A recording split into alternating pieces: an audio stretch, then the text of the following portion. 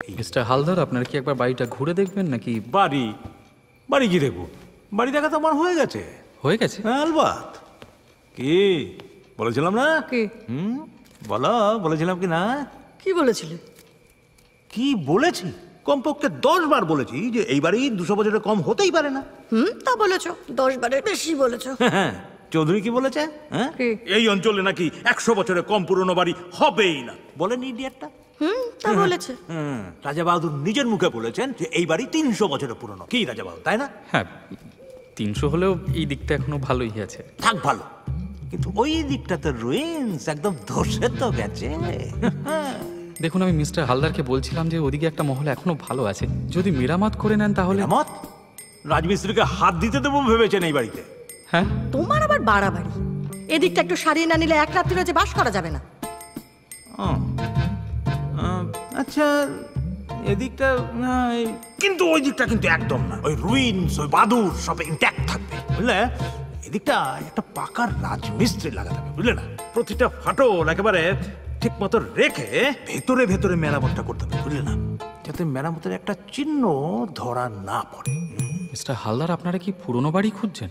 আলবাত, নাহলে এত তো ছুটে এসেছি কেন? যত পুরনো হয় তত ভালো। নিশ্চয়ই, খুঁজেছি কম, পাওয়াই যায় না। সবাই বলে 200, 300, গিয়ে দেখি বাজে মেকিমা 100 হবে কিনা সন্দেহ। কিন্তু কেন? কেন ঠকাবার ইচ্ছে আবার কেন? বাঙালির কি স্বভাব জানেন না? না না, তা নয়, আপনারা পুরনো বাড়ি খুঁজছেন কেন? তো কি নতুন বাড়ি খুঁজবো? নতুন বাড়ি কার নেই? টিনের চালা বেঁধে যে লোকটা গোলা সাবান বানাচ্ছে তারও তো একটা নতুন বাড়ি আছে। আমি বলছি শুনুন, ওর বন্ধু চৌধুরী সাহেব বীরভূম জেলায় একটা 300 বছরের পুরনো রাজবাড়ি কিনেছেন। 300 বছর? 300?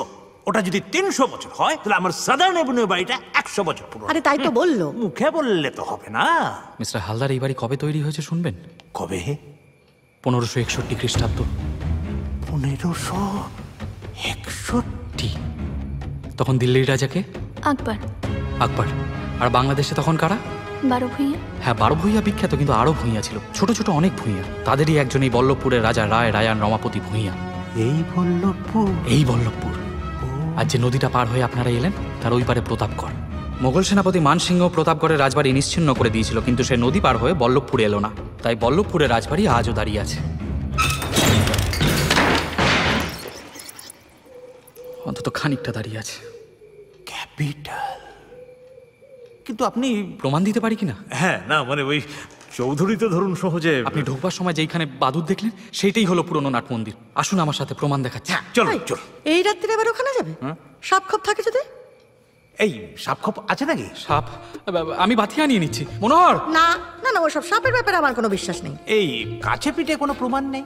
আছে নিশ্চয়ই, কিন্তু সে তো আমি আপনি ধরতে পারবো না, পণ্ডিতরা হয়তো পারবেন। আজই প্রমাণ পেতে হলো এই নাট মন্দিরে যাওয়া ছাড়া আর উপায় নেই। সাজাও